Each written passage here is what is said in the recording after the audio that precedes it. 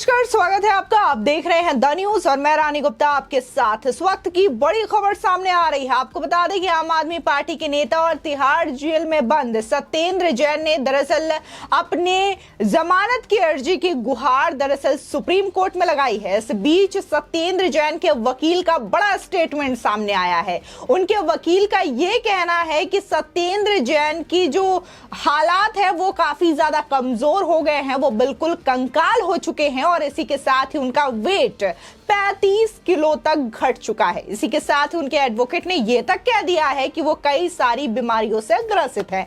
आपको बता दें कि कुछ दिनों पहले ही सत्येंद्र जैन का एक वीडियो सामने आया था जिसमें वो बकायदा मसाज करवाते हुए नजर आते हैं और इसके साथ ही लजीज व्यंजनों का आनंद लेते हुए नजर आते हैं, जो कि बकायदा जेल का नहीं बल्कि बाहर से मंगवाए गए खाने थे।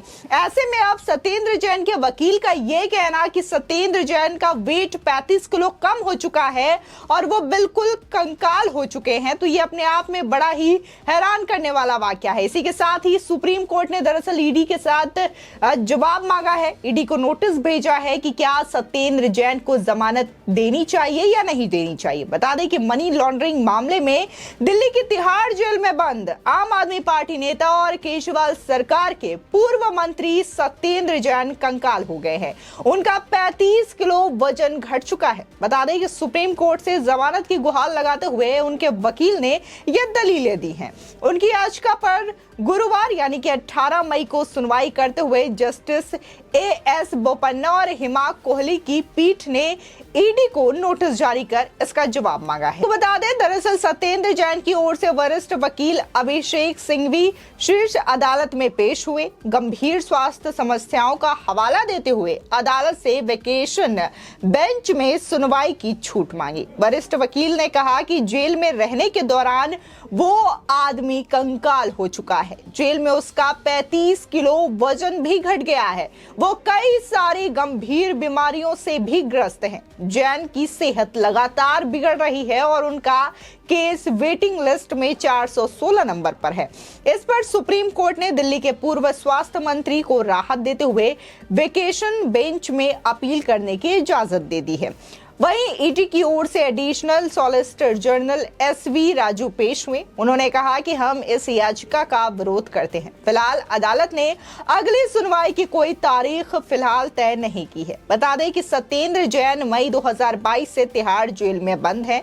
दिल्ली हाई कोर्ट से 6 अप्रैल 2023 को जमानत याचिका खारिज होने के बाद उन्होंने सुप्रीम कोर्ट का दरवाजा खटखटाया था। हाई कोर्ट से निचली अदालत के फैसले को बरकरार रखते हुए मनी लॉन्ड्रिंग मामले में जैन को जमानत देने से इनकार भी कर दिया था।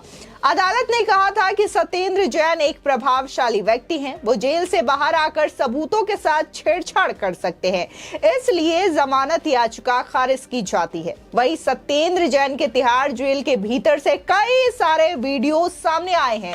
इसमें से कुछ वीडियो में वो मालिश कराते हुए नजर आते हैं, कुछ में दरबार लगाते हैं तो कुछ में खाना खाते हुए दिखाई दिए थे। एक वीडियो में तो वो निलंबित जेल अधीक्षक के साथ भी बैठे हुए दिखाई दिए थे। वीडियो सामने और कोर्ट की सख्ती के बाद जेल में वीआईपी ट्रीटमेंट बंद हो गया और सत्येंद्र जैन ने जेल अधिकारियों पर धमकी देने का आरोप तक लगाया था। अभी हाल ही में जैन ने अकेलेपन का हवाला देते हुए अपने सेल में कैदी शिफ्ट करने का आग्रह भी किया था। इसके बाद नियमों को ताक पर रखते हुए 2 कैदी उनके बैरक में शिफ्ट कर दिए गए थे। मामला सामने आने के बाद तिहाड़ जेल अधीक्षक को शो कॉज नोटिस तक जारी कर दिया गया था। बता दें कि ईडी ने 24 अगस्त 2017 को सीबीआई की ओर से दर्ज की गई एफआईआर को आधार बनाकर के सत्येंद्र जैन के खिलाफ मनी लॉन्ड्रिंग मामले में जांच शुरू की थी। सत्येंद्र जैन ने 14 जनवरी 2015 से 31 मई 2017 तक कई लोगों के नाम पर चल अचल संपत्तियां खरीदी थी, जिसका वे संतोषजनक हिसाब नहीं दे सके। उनके बाद पूनम जैन, अजीत प्रसाद जैन, सुनील कुमार जैन, वैभव जैन और अंकुश जैन के खिलाफ भी मामला दर्ज किया गया था और मई 2022 से लेकर के अब तक दिल्ली के पूर्व स्वास्थ्य मंत्री और आम आदमी पार्टी के नेता सत्येंद्र जैन इस वक्त तिहाड़ जेल में बंद है। कई बार उन्होंने निचली अदालत को जो है वो जमानत की अर्जी लगाई है, लेकिन निचली अदालत ने उनकी जमानत अर्जी को स्वीकार नहीं किया है। अब इसके बाद उन्होंने सुप्रीम कोर्ट का रुख किया है और अब सुप्रीम कोर्ट में सत्येंद्र जैन के वकील ने यह दलील पेश की है कि सत्येंद्र जैन कई सारी बीमारियों से ग्रसित है, उनका जो स्वास्थ्य है वो दिन ब दिन खराब होता जा रहा है और 35 किलो तक वजन भी घट गए हैं। इसी के साथ ही सत्येंद्र जैन बिल्कुल कंकाल हो चुके हैं। इस तरीके की दलीलें उनके वकील के द्वारा दी गई है ताकि सुप्रीम कोर्ट से उन्हें राहत मिल जाए, जमानत मिल जाए। अब इसके बाद सुप्रीम कोर्ट ने यह सुनवाई की है और ईडी से इसका जवाब मांगा है कि क्या सत्येंद्र जैन को जमानत देनी चाहिए या नहीं देनी चाहिए, क्योंकि इससे पहले निचली अदालत में यह कहा गया था कि अगर सत्येंद्र जैन को रिहा किया जाता है, जमानत दिया जाता है, तो वो एक प्रभावशाली व्यक्ति हैं, ऐसे में वो सबूतों के साथ छेड़छाड़ कर सकते हैं, जिसकी वजह से उन्हें निचली अदालत में जमानत नहीं दी गई थी। तो ऐसे में सुप्रीम कोर्ट में अगर सुनवाई होती है तो यह भी एक अहम कारण भी बन सकता है कि क्या वाकई में सत्येंद्र जैन जो हैं सबूतों के साथ छेड़छाड़ कर सकते हैं या नहीं कर सकते हैं।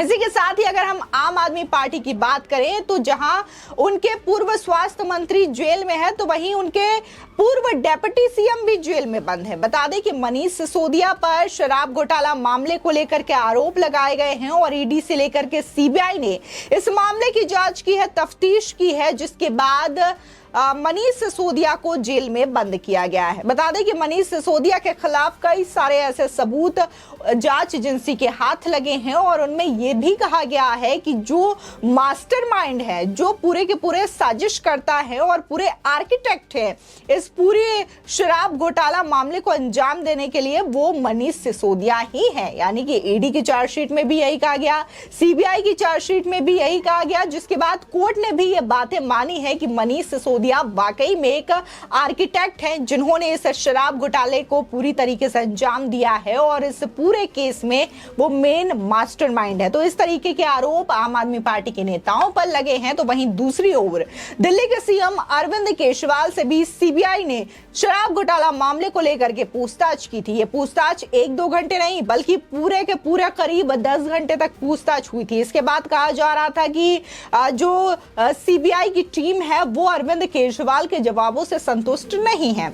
ऐसे में कई सारे प्रदर्शन भी आम आदमी पार्टी के नेताओं के द्वारा करने को देखे गए थे और बार बार ऐसा माहौल बनाया जा रहा था कि अरविंद केजरीवाल की गिरफ्तारी भी इस मामले में हो सकती है। फिलहाल सीबीआई ने सिर्फ पूछताछ के लिए अरविंद केजरीवाल को बुलाया था और उसके बाद उन्हें जाने की परमिशन तक दे दी थी। तो ऐसे में पता चलता है कि आम आदमी पार्टी जो है लगातार इस तरीके के षड्यंत्र रचती है और बार बार सेंट्रल जांच एजेंसियों पर यह आरोप लगाती हुई नजर आई है कि उन्हें बेवजह परेशान किया जाता है, उनके नेताओं को बेवजह अंदर रखा गया है, जेल में बंद किया गया है और जांच एजेंसियों के पास कोई सबूत नहीं है। ऐसा भी कई बार आम आदमी पार्टी के नेता कह चुके हैं। फिलहाल इस खबर को लेकर के आपकी क्या राय है, हमारे कमेंट सेक्शन में जरूर बताएं।